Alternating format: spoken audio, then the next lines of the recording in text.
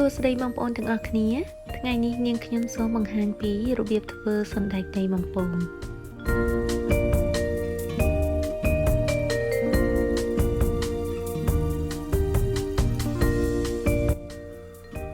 គ្រឿងផ្សំមានដូចជា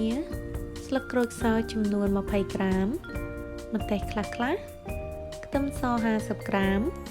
សណ្តែកដី300ក្រាមអំបិលកន្លះស្លាបព្រាកាហ្វេស្ករស1ស្លាបព្រាកាហ្វេកន្លះហើយនិងប៊ីចេង1/8ស្លាបព្រាកាហ្វេ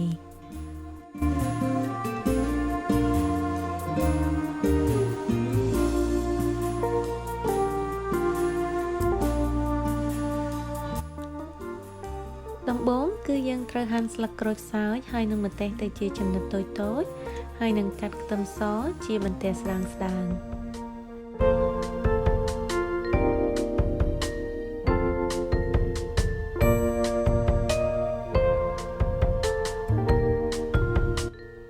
សូមបងប្អូនជួយចុច Subscribe Like ហើយនិងចុចសញ្ញាកណ្ដឹងដើម្បីទទួលបានវីដេអូថ្មីៗ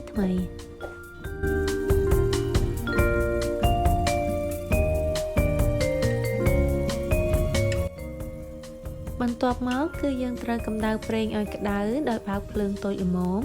ហើយដាក់ស្លឹកក្រូចសើចខ្ទឹមសហើយនិងម្ទេសចូលបំពង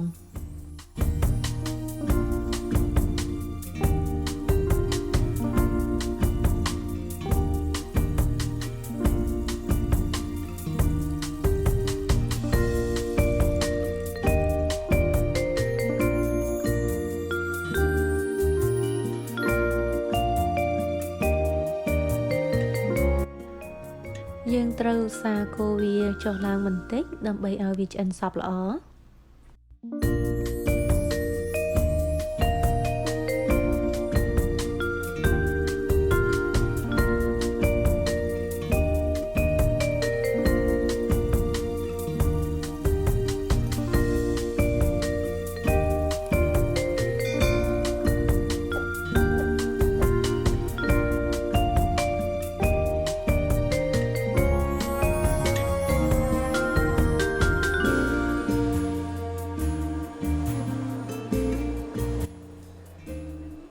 យើងត្រូវបំពងរហូតតតែខ្ទឹមសឡើងពណ៌រាងក្រហមបន្តិច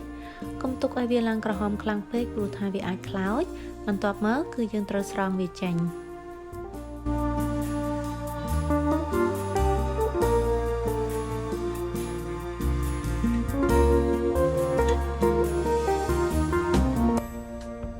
ទុកវាចោលឲ្យស្រស់ខ្លាញ់ហើយយើងចាប់ផ្ដើមបំពងសណ្តែកដី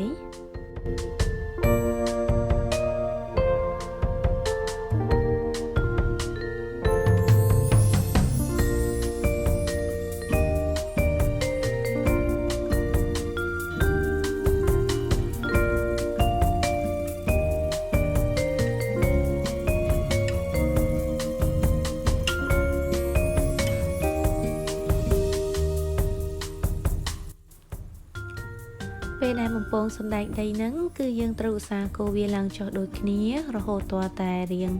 ពណ៌ក្រហមបន្តិចហើយស្រង់វាចេញទុកវាឲ្យស្រស់ខ្លាញ់ដូចគ្នា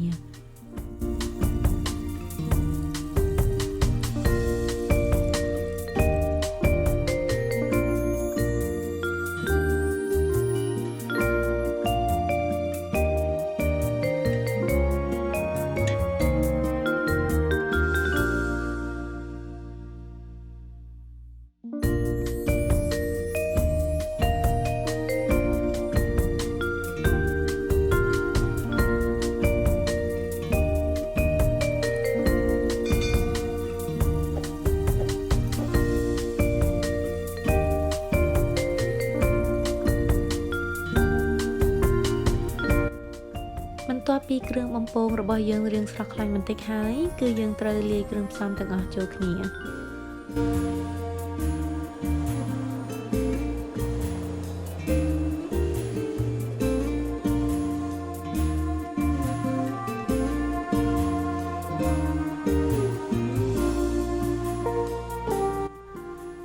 កូរថ្នមៗប្រហែលជា1នាទីជាការស្រេច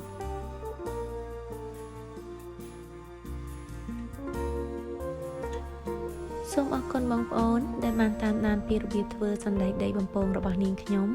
សង្ឃឹមថាបងប្អូននឹងចូលចិត្តសូមជម្រាបលា